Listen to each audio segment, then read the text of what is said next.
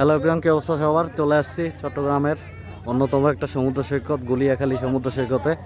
এখানে আমার মতো হাজারো পর্যটক আছে যারা এই সমুদ্র সৈকত উপভোগ করতে আসছে। আপনারা দেখলেই বুঝতে পারছেন যে এটা কত সুন্দর লাগতেছে। অনেক সুন্দর একটা সমুদ্র সৈকত গুলিয়াখালী, এর ভিউটা অসাধারণ। এই জন্য এই সমুদ্র সৈকতটি বিখ্যাত। এখানে যখন জোয়ারের পানি আসে তখন অনেক ভালো লাগে। আপাতত ভাটা চলে, তাই সমুদ্র সৈকতে পানি নাই।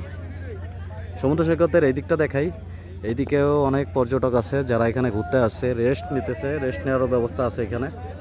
এদিকে দেখতে পাচ্ছেন দোকানপাট আছে, এখান থেকে আপনারা আপনাদের জিনিসপত্রগুলো নিতে পারবেন।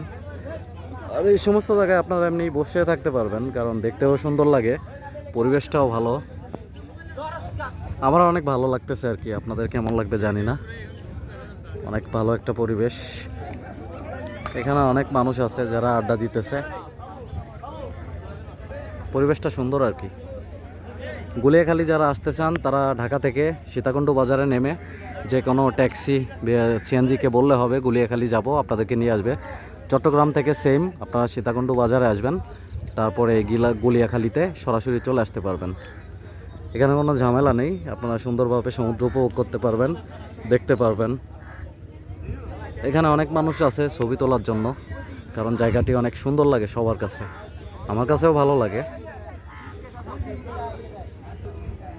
বাংলাদেশের অন্যতম একটা ম্যানগ্রোভ সমুদ্র সৈকত, যেটা আপনারা দেখলেই বুঝতে পারতেছেন। অসাধারণ, অসম্ভব সুন্দর একটা বিচ।